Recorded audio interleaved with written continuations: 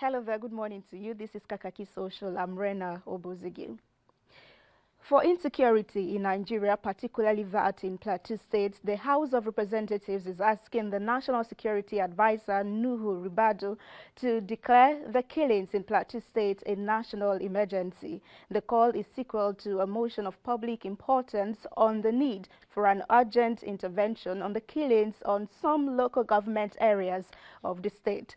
In a separate motion, also on killings in the same state, the House mandated the committees on emergency and disaster preparedness, defense, army, air force, police, and legislative compliance when constituted to ensure compliance and report weekly until insecurity is under control, as recent attacks on the communities have left no fewer than 300 persons dead and others seriously injured, with properties destroyed and over 18,000 people displaced.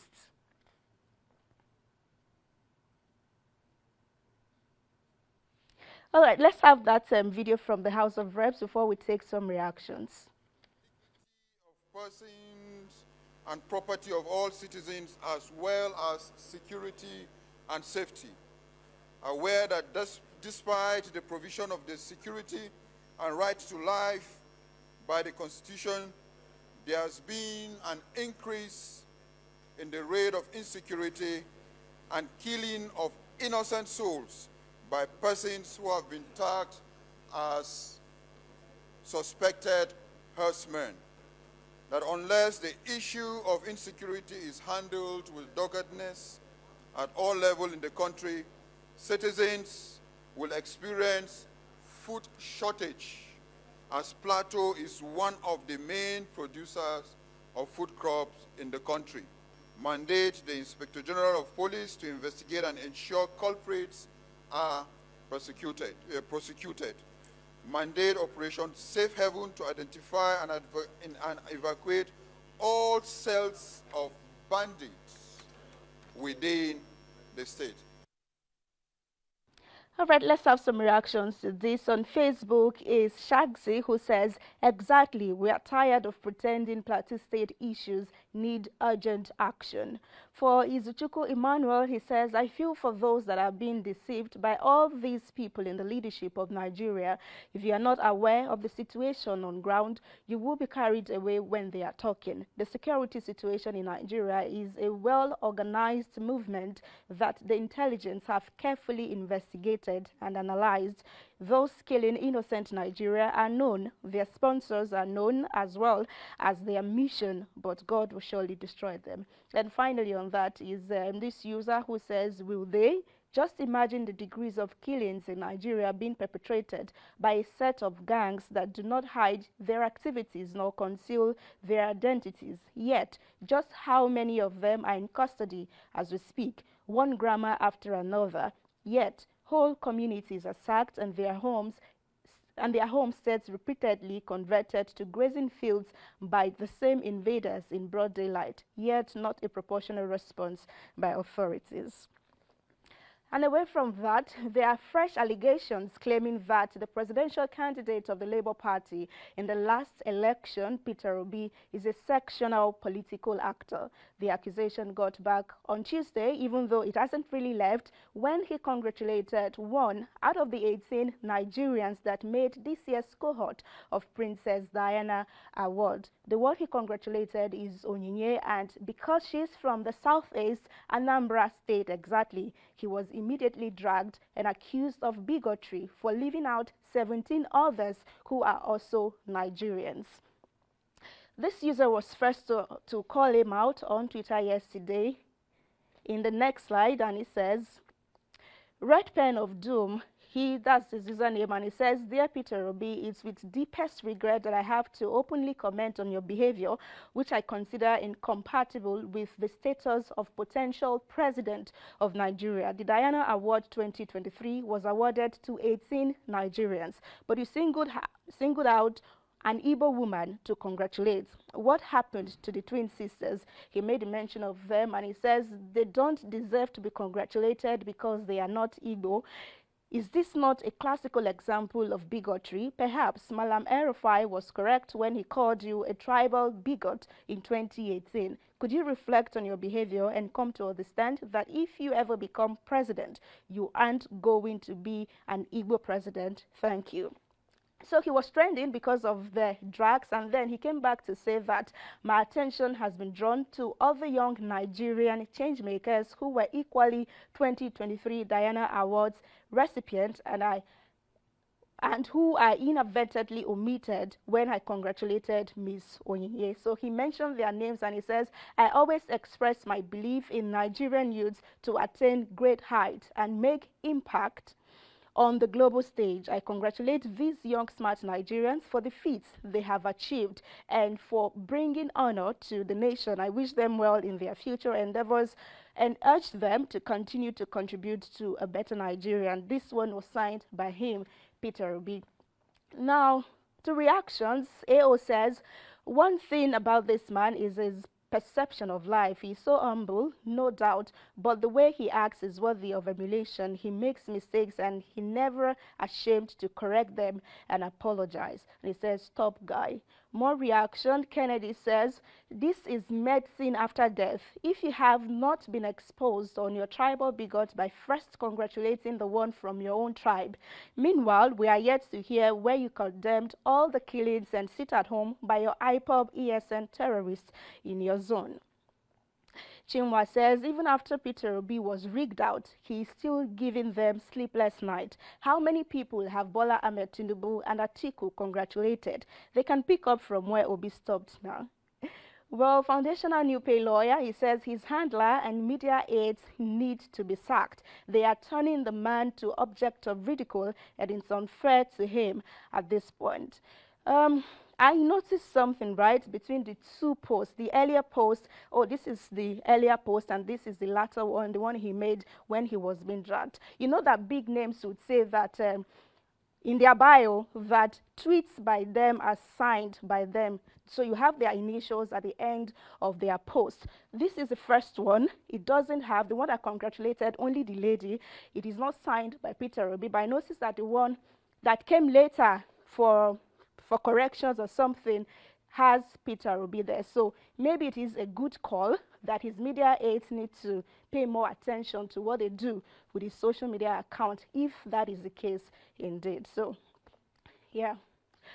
Away from that, security agencies Tuesday set ablaze the vessel laden with 150 metric tons of stolen crude oil earlier intercepted on Escravos Sea in Delta State, where operatives of Tantita Security Services Limited, the pipeline surveillance security outfit owned by the former militant leader, Government Ekpem Opolo, fondly known as Tom Polo.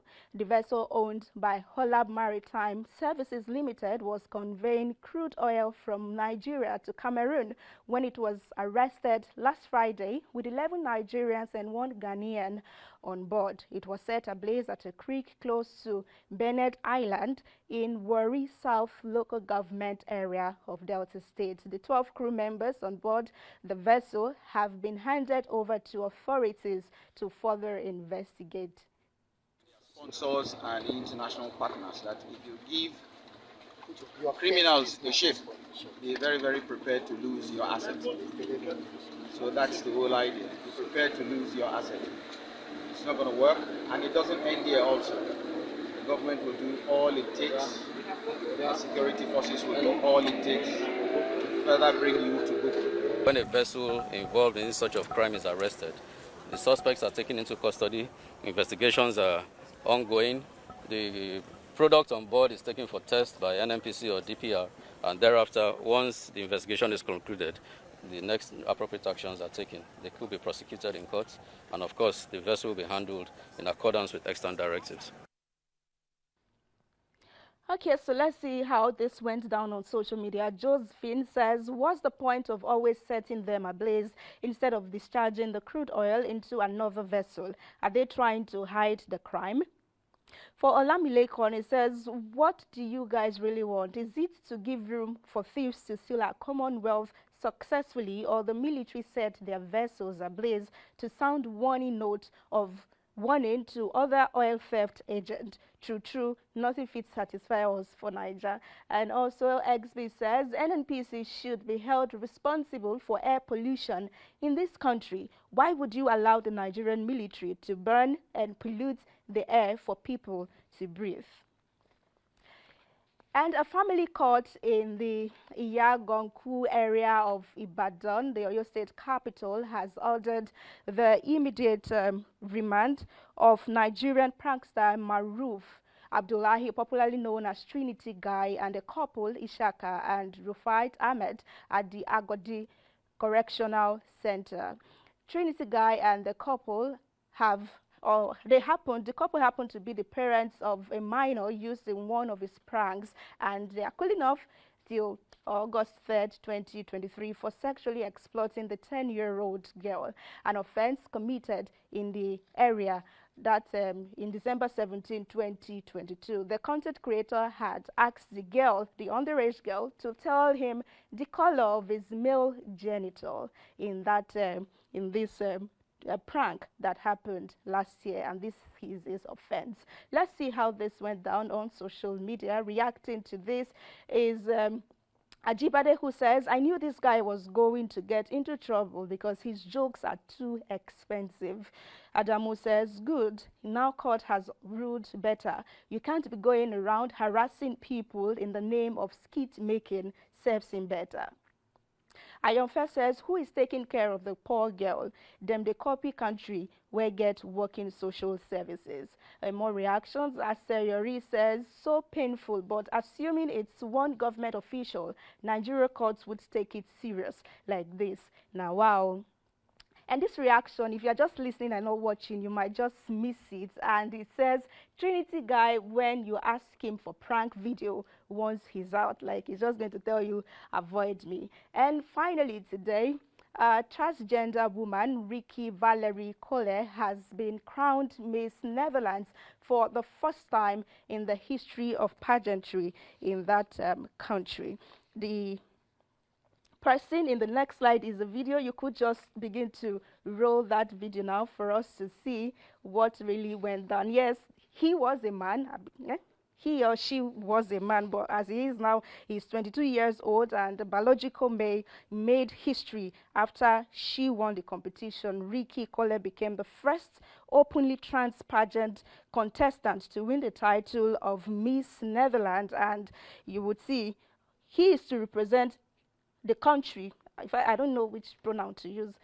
She is to represent her country, Netherlands, at the Miss World this year that will be happening in December, like one of the 90 expected ladies to be in that pageant. So, and if she wins, she will become the first trans woman also to wear the crown of Miss Universe. So that's everything on Kakaaki Social this morning. Thank you so much for being a part of it.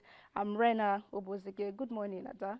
I don't know, where do we start from? Should we start from the fact that, of course, the court case where the young man has been called to order, but then talked about the social welfare issue of the young girl. I wonder who is also going to give her some level of guidance and counseling, especially psychotherapy. Because definitely it was even the girl that they are protecting. They are saying she's too young for the content in that prank, but now all care has been withdrawn from her technically. So I don't know, like one of the tweets says, if we're trying to copy Western world, ordinarily they would provide a home for that young girl. Is that going to happen in this case?